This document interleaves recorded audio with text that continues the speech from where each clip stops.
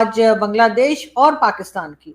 जैसे कि आप लोग जानते ही हैं कि बांग्लादेश और पाकिस्तान दो अलग कंट्रीज हैं और ये अलग कंट्रीज कब हुई, 71 की वॉर में, और बाकी तमाम डिटेल्स आपको पता ही है कि पाकिस्तान के जो डेप्यूटी प्राइम मिनिस्टर है इशाक डार, ये गए बांग्लादेश में। एक ऐतिहासिक विजिट थी पाकिस्तान के डेप्यूटी पीएम की टू ढाका। इंटरेस्टिंग बात देखिए कि इशाक डार सीधा ऐसा नहीं है कि इंडिया के एयर स्पेस को पार करके गए बांग्लादेश में, सिंस भारत ने आज के समय पाकिस्तान के लिए भी अपना एयर स्पेस बंद कर रखा है। कहा जा रहा है कि deputy prime minister and as a foreign minister Bangladesh जा रहे हैं। ये एक फर्स्ट ऑफिशियल विजिट है by a Pakistani foreign minister to Dhaka in 13 years. इससे पहले बिलावल भुट्टो जरदारी भी गए थे, but that was not an official visit. और 13 साल के बाद पाकिस्तान के किसी भी फॉरेन मिनिस्टर का पहला दौरा है बांग्लादेश। इशाक डार साहब जो डिप्टी प्राइम मिनिस्टर भी हैं पाकिस्तान के, उन्होंने दौरा किया। कि रमीज राजा ने बोला था कि इंडिया पाकिस्तान का मैच दो एटॉमिक पावर्स का मैच हो रहा है। पाकिस्तान बांग्लादेश का मैच होता होगा तो क्या बोलते होंगे? दो बिगिंग पावर्स का मैच हो रहा है। हाँ, दो बैगिंग पावर्स का मैच है। दो किसके पास बड़ा कटोरा है वो।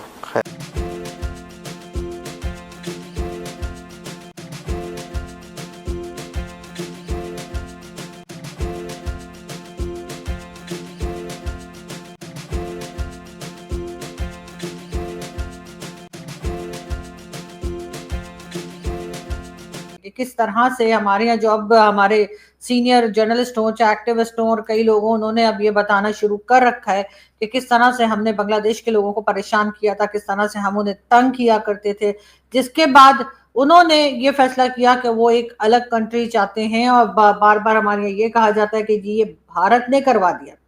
अब भारत ने यकीनन उनका साथ जरूर दिया, भारत ने यकीनन उनकी मदद जरूर की, लेकिन उनको तंग तो हम ही ने किया था और वो अलग तो होना ही चाहते थे। भारत उनका साथ देता या ना देता, शायद पाकिस्तान को ये पाकिस्तान के टुकड़े होते हुए देखना ही था, इसलिए कि हम लोगों ने अभी तक हिस्ट्री से कुछ नहीं सीखा है और हम आज बलूचिस्तान के साथ भी तकरीबन वही कुछ कर रहे हैं। लेकिन खैर, आज हम बलूचिस्तान की बात इस वक्त नहीं कर रहे हैं, हम बात कर रहे हैं बांग्लादेश की। और आप लोग जानते हैं कि बांग्लादेश के साथ हमने क्या कुछ किया, कैसे उन लोगों को तंग किया, वहां पे जो कुछ गलतियां हुई, उसके बाद जिस तरीके से उन लोगों के रेप किए गए, उनको मारा गया, उनको जान से मार डाला गया, और कई दूसरे शिकायतें जो कि हमारी हिस्ट्री का हिस्सा हैं। पहले शायद हम उन्हें नहीं बताते थे, नहीं पढ़ाते थे, लेकिन अब हमें वो तमाम बातें जो है वो पता लगने लगी हैं।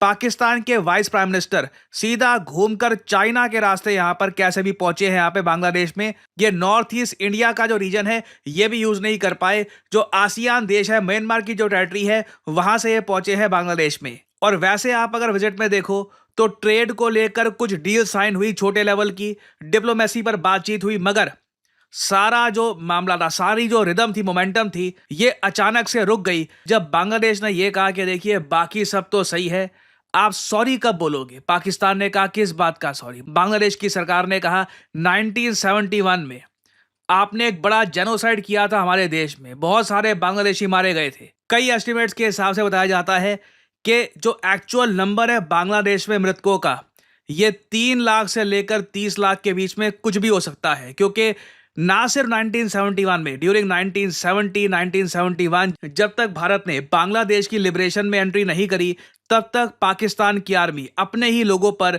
एक मैसिव जेनोसाइड कर रही थी और कई लाखों बांग्लादेशी मारे गए। तो मोहम्मद यूनुस चाहे आज के समय कितने भी प्रो पाकिस्तान हो गए हों, इन्होंने बांग्लादेश की कई किताबों से 1971 जो जेनोसाइड था इसका मेंशन काफी कम कर दिया है। शेख मुजीबुर रहमान की लेगेसी को खत्म कर दिया काफी जगह, मगर फिर भी एक बार ये चाहते थे कि पाकिस्तान एटलीस्ट बस सॉरी बोल दे कि 1971 में जो जेनोसाइड हुआ बांग्लादेश में वो गलत था। दोस्तों, कुछ अर्सा पहले आपको याद होगा कि भारत ने ये कहा था और भारत के मीडिया में ये बात चली और आई थिंक इकोनॉमिस्ट में भी ये खबर आई कि जनाब पाकिस्तान ने ये कहा है कि अगला अटैक हो सकता है हम भारत के ईस्ट से करें। और ये बात काफ़ी ज़्यादा इंडिया में पॉपुलर हुई और इसको लिंक किया गया जी। पाकिस्तान के जो DGSPR हैं उन्होंने आई थिंक इकोनॉमिस्ट को या किसी को इंटरव्यू दिया या उन्होंने ये कहा शायद कि हम भारत की जो इकोनॉमिक हब है उस पर हमला करेंगे।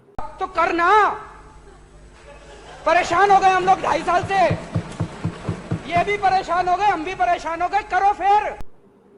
तो हम इंडिया को ये पैगाम देना चाहते हैं कि अगर आप ये काम करेंगे, अगर हम पे हमले करते रहेंगे, तो फिर हम अपनी ये जो वो जिसे कहते हैं ना, जो हमारा तरीका वारदात है आपके साथ, वो बदल जाएगा। क्योंकि आपने फैसला किया वो हमला करने का, तो हम ये जो प्रोटेक्टिव डिफेंस स्ट्राइक है, ये इसकी तरफ जाएंगे। ठीक है, हम खुद हमला कर देंगे इससे पहले कि भारत हमला करे। तो जो उखाड़ना है वो उखाड़ लो। तो ये पाकिस्तान ने अब थोड़ा सा अपनी डॉक्ट्रिन बदली है, ऑफेंसिव जरा पाकिस्तान हो गया। उन्होंने कहा नहीं, नरेंद्र मोदी ने इसको न्यू नॉर्मल किया है, तो हम भी इस न्यू नॉर्मल का जवाब जो है वो एक नया न्यू नॉर्मल पाकिस्तान का होगा। अजीब मेरा घंटा।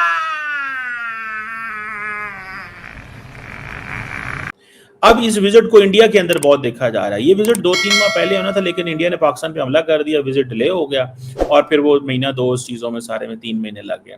अब ये विजिट एक इम्पॉर्टेंट है क्योंकि पाकिस्तान बांग्लादेश के जो ताल्लुकात हैं उनके अंदर नॉर्मलाइजेशन की बात की जा रही है। और डार साहब जो हैं वो एक इम्पॉर्टेंट मीटिंग, जारी बात है, मोहम्मद यूनुस से और बाकी जो लीडरशिप है वहाँ से करेंगे। और इसमें ये भी है कि ये जो इनविटेशन है that is from the government and for the people Republic of Bangladesh है। कोई तरीका है भीख मांगने का? अच्छा, बाकी सारी चीजें तो हो गई, लेकिन एक बात 1971 फॉल ऑफ ढाका 16 दिसंबर को जो कुछ हुआ कैपिटल ऑफ बांग्लादेश ढाका में, उसके हवाले से जो बांग्लादेश की हुकूमतें हों, बांग्लादेश के लोग हों, उनके बड़े सारे कंसर्न्स थे, हैं, और शायद तब तक रहेंगे जब तक इसको क्लियर नहीं किया जाता। इस दफ़ा इसाक डार साहब से 1971 पर क्वेश्चन भी हुआ उसके अपॉलॉजी के हवाले से, तो उन्होंने खैर कहा कि नहीं जी 1974 में भी ऐसा हुआ, जुल्फ़िकार अली भुट्टो साहब के ज़माने में, जिस वक्त इस्लामिक कॉन्फ्रेंस पाकिस्तान होस्ट कर रहा था लाहौर में। ये तो बड़ी बेवकूफ़ी की है, ये क्या है, वो 2 थिंक टैंक्स के बीच में टाई अप हो गया, इसमें कौन सी बड़ी बात है। और चलो Bangladesh has a culture because they are basically, इनके फोरफादर्स तो बंगाली थे, ठीक है, and they have tried to maintain Bangladeshis, ठीक है। जो पाकिस्तानी पंजाबी हैं, इनके फोरफादर्स का भी कल्चर बड़ा रिच था। पंजाब का कल्चर, इंडियन पंजाब का कल्चर बड़ा रिच है, और यूनाइटेड पंजाब का culture it is very very rich. आज भी बड़ा पंजाब का कल्चर रिच है, लेकिन ये जब गए, मैं आपको बताता हूं कि ये क्यों कल्चर का ये फ्रॉड है पाकिस्तानियों की तरफ से। वहां पे जो हमारे, अगर आप देखो पंजाब असेंबली में, जो पंजाब असेंबली है उसमें बड़े शान के साथ लोग पंजाबी में बोलते हैं, with a great deal of pride they speak in Punjabi, and why not यार, व्हाई नॉट, ये तो अच्छी बात है, एक बहुत अच्छी लैंग्वेज है Punjabi, it's a beautiful language. वहां के पंजाब असेंबली में उर्दू में बोलते हैं।